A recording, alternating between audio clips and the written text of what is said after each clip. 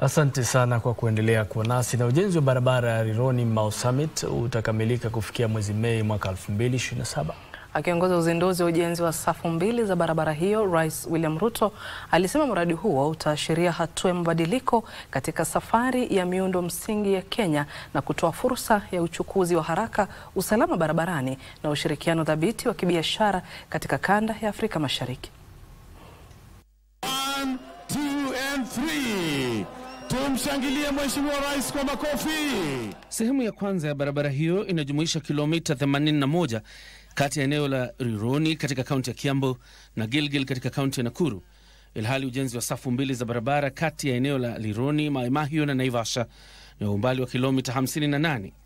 Sehemu ya barabara hiyo kati ya Rironi na Naivasha itapanuliwa hadi safu 4, ilhali sehemu ya Naivasha Gilgil itapanuliwa hadi kuwa barabara kuu ya safu 6, huku sehemu ya barabara ya Rironi, Mai Mahiu, Naivasha ikigeuzwa na kuwa barabara ya kisasa ya safu 4. Rais alisema mradi huo mkubwa utakamilika kufikia Mei mwaka 2027. And we have two huge contractors. We have one contractor starting from here going to Rironi. We have another contractor starting from here going to Mau Summit.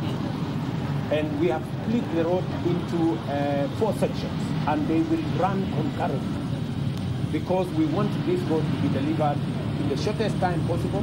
Maswali kuhusu gharama ya mradi huo yamezua mjadala tangu alipotangaza upanuzi huo, ila aliwahakikishia Wakenya kwamba mradi huo hautakuwa mzigo wa deni. The road you see here, we are not paying a single coin. This road is funded by PPP, private public partnership, all right? The 2,500 kilometers of tarmac that I have said, highway, the 2,500 kilometers of highway will be funded again by the same private-public partnership innovative financing.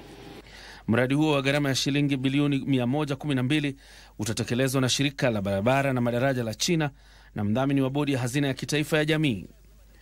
Rais Ruto alikariri kwamba upanuzi wa barabara kuu ya Nairobi Mau Summit utarahisisha usafirishaji wa mizigo, kupunguza msongamano wa magari na kupanua fursa mpya za biashara. This is what, ambition is all about. This is what big thinking is all about. This is about what creativity and innovation is all about. This is what other countries have done. They haven't done any miracles. Kama sehemu ya mpango mpana wa miundo msingi, serikali itajenga kilomita 28,000 za barabara mpya za lami, huku rais akielezea haja ya kuwepo hazina ya miundo msingi kudumisha miradi ya baadaye. The National Infrastructure Fund is going to get funding from our budget, from proceeds of privatization, from royalties of our natural resources, and leveraging on that from the private sector.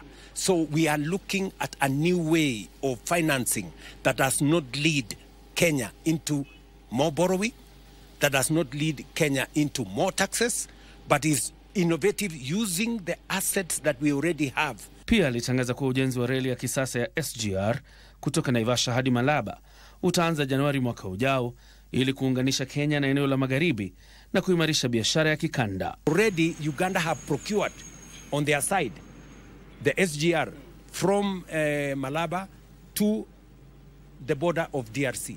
So that railway is going to be one transport corridor that's going to open up Kenya, Uganda, South Sudan, Burundi, Rwanda and DRC. John Jacob Kuria, Darubini.